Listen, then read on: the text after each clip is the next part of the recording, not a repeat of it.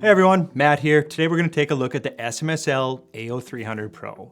And I want to start with something that might seem minor, but it's actually a pretty big deal, at least to myself.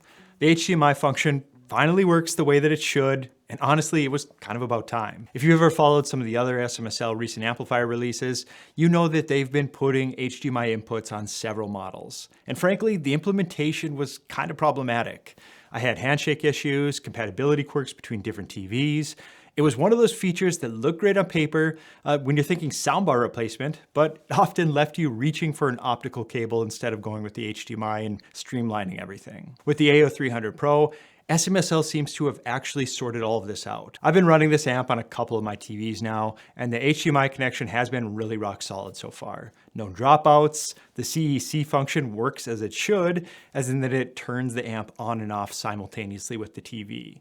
Also, all your volume controls work using the TV remote, which is exactly what you want from a feature like this. Now, if you're asking yourself, why does all this matter? Well, that's because HDMI eARC means that you can use this as a proper desktop amp connected to your monitor or as a compact TV audio solution, like a soundbar replacement or a TV speaker replacement.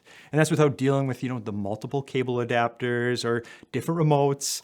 No one wants to deal with multiple remotes when you're thinking soundbar replacement. If you can just run this all through your TV remote, which is typically the better remote, that's usually the best way to go. When I look at these products, it's not just about improving your sound, it's also about making your setup cleaner and more practical. If you're going to talk soundbar replacement type of product within the marketing, you better not make it a pain to integrate, or really what's the point? And thankfully, this one has been working really well. So what is the AO300 Pro? It's a compact all-in-one DAC and amplifier using the Infineon MA5532MS amplifier chip. And that delivers 165 watts per channel into 4 ohms and 85 watts per channel into 8. It's a common pairing on a number of SMSL products. They put out a good amount of clean, usable power. They're not my go-to for demanding speaker loads, but honestly, none of the desktop models are. I would say that this does great with stand mounts as well as efficient floor standing speakers in small to medium-sized rooms. Getting into the DAC section uses the Cirrus Logic CS43131 chip, and that supports PCM up to 32 bits, 768, and DSD up to DSD 256. You're going to get Bluetooth 5.3 with LDAC and aptX HD. You get a USB input, optical, coax, that HDMI eARC we just talked about, RCA inputs, and even a subwoofer output for a 2.1 setup. It is a full range output, so just expect to fine tune this at the sub itself. There's also both a 4.4 and a 6.35 millimeter headphone output, a remote control, and a decent but on the smaller side display. The build quality is typical SMSL. I don't think I really need to go deep here. It's a metal chassis. It's a very typical SMSL look as far as this tier of their products go. It's substantial enough for desktop products so that it doesn't slide around when you're plugging things in or taking things out.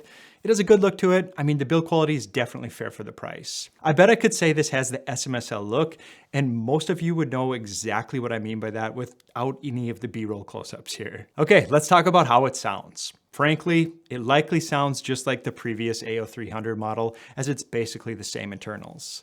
It's not to say that it isn't without improvements though. I would pick this one up 5 times out of 5 over the original, and that's just based on the HDMI functionality alone. But beyond the major fix, the only real notable here is that Bluetooth now supports 5.3 over the previous 5.1. During my testing, I've been using the AO300 Pro with a few different speakers. Had the CSS3TDX, the Tories, a pair of Q Acoustic 5050s, and even some older Polk LSIM models. With 165 watts at 4 ohms, the AO300 Pro has more than enough power to drive all of these speakers to basically high listening levels in a small to medium sized space. Like many of the other designs that have came out in the last year or two, don't let the small size fool you. You're really getting a lot of real power here, and it can handle the majority of speakers for the most part without breaking a sweat, as long as you pair it to the right space and kind of the right expectations. I thought the tonal character was clean and neutral. There's no warmth being artificially added here. No rolled off highs to mask harshness, at least not intentionally. I don't believe this one has a PFFB circuit, so that's something they could look into the future. I'm pretty sure this one doesn't have it. It's a pretty transparent amplifier. There's no weird emphasis anywhere in the frequency range if you're looking for some kind of color. If you are, you should probably look to the speakers because you're not going to find it here. It's the kind of sound signature that lets speakers do their thing without the amp really getting in the way of it. In nearly all cases, this is actually how it plays out. Shop the speaker character that you like rather than looking to change it with the amp. Amps can sound different without a doubt, but I would always suggest to start at the speaker and then fine tune from there with the other equipment. Bass response in this one is controlled and tight. It's basically as expected. Nothing extra to note here. If you want more bass, that's what the subwoofer output is for. You can build a proper 2.1 system with this, which is perfect if you're using this within a TV setup and want that home theater feel without an actual receiver. My only ask in this area would have been for a crossover so you could fine tune the integration a bit more between the speakers and the sub. It's just a general direction that I'd like to see more brands going in 2026. I thought the detail retrieval was solid for the price. I'm not going to sit here and tell you this competes with a $2,000 integrated amplifier because it really doesn't. But at around $300, you're getting good resolution and clarity here. I thought the dynamics were very respectable here. The amp handles the swings without compressing everything or distorting. Whether you're watching action movies with big dynamic swings or listening to heavier rock music, the AO300 Pro keeps up without falling apart. This can matter, especially if you're replacing a soundbar, for example. Some of the really budget soundbars just kind of give up when it starts to get loud and dynamic. This does a fair job of keeping up with it, I would say. Let me talk about a few real-world scenarios where this thing makes sense. First, the soundbar replacement situation. You've got a TV, you hate the built-in speakers, but you don't want a full receiver setup that maybe just isn't for your space. Maybe this is a bedroom or possibly just a smaller space that doesn't call for it. Grab a pair of decent bookshelf speakers, connect this through the HDMI, and you're basically done. Everything works with your TV remote, it turns on and off with your TV, and you get actual stereo separation instead of going down the soundbar route. And if you want, add a subwoofer to that sub output and you've got a legitimate 2.1 system that can definitely compete with or beat the soundbars in its price range. The whole soundbar replacement category is a bit tricky because in all reality, this amp plus a pair of decent bookshelf speakers and even a budget sub starts to get into some of the really high-end soundbar pricing. This won't compete with the different surround formats that the soundbar is going to offer like Atmos, but if you value 2-channel audio, this is really going to be the obvious winner between the two. Getting into the second scenario, the desktop setup. Say you work from home, you want good sound for music, video calls, maybe you game a bit. You can just run that USB from your computer, connect some nice bookshelf speakers, and you've got a clean desk setup that sounds way better than any, gaming desktop speakers or computer-focused speakers generally are. And then you have that headphone output, which means you can switch to headphones when needed without unplugging anything or dealing with multiple devices. That desktop placement is probably an easy one, and I would guess that's where a lot of these devices will end up. But on to the third scenario, this is the bedroom or the second living space type system. You likely don't need massive power in a space like this, but I will totally respect you even more if you tell me that you're rocking full-size towers in the bedroom. Anyone out there using a large system in a non-traditional place?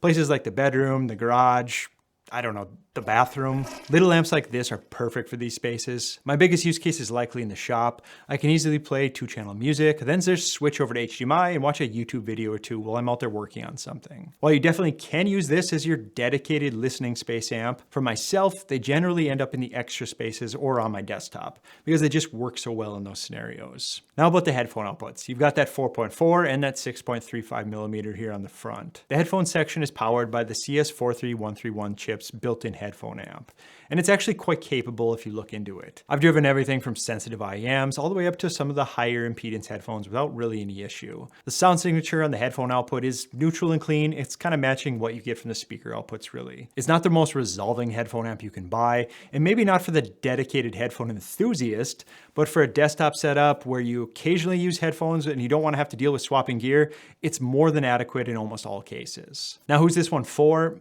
I would say if you're looking to replace a soundbar with actual speakers, maybe you're looking to improve that 2-channel audio, and you don't want to deal with the hassle of a full AV receiver, amps like these are typically the way to go. The HDMI eARC implementation actually works on this one. The power output is more than enough for most bookshelf speakers, and you can add a sub down the road if you want to add more low-end extension. If you're building a desktop system, this makes a ton of sense as well. It's an all-in-one solution, DAC, headphone amp, and a speaker amp, and it doesn't really compromise on any of these functions to any great extent. You're not giving up sound quality for convenience here, which is one of the highlights on this one. For a bedroom or a secondary system, like that bathroom, where you might need something compact that can handle just multiple sources and has enough power to fill a room, the AO300 Pro is a solid choice. It's not trying to be an audiophile statement piece. It's trying to be versatile, a practical solution that sounds good, and it does succeed at that. Where it falls short is if you're looking for that last bit of refinement and transparency that you get from higher end separates. This is, a $300 all-in-one unit. And while it's very good at $300, it does a lot. There's always going to be limits to what it can deliver at this price point compared to the dedicated high-end components. If you're running really demanding speakers in a large room, or you're listening at really high volumes regularly in a large space, you might want to look at something with a bit more power and headroom, but that's pretty obvious on this one as well. The bottom line is SMSL took their AO300 platform and actually made meaningful improvements.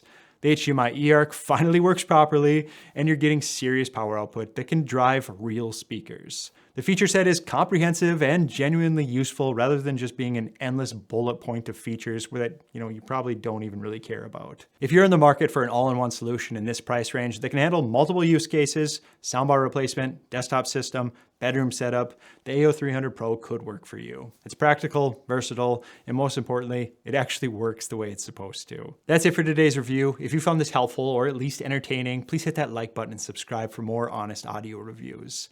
And as always, I always like to hear from you guys down in the comments, so let me know what you're thinking. Anything that's going on in your life, let's hear it.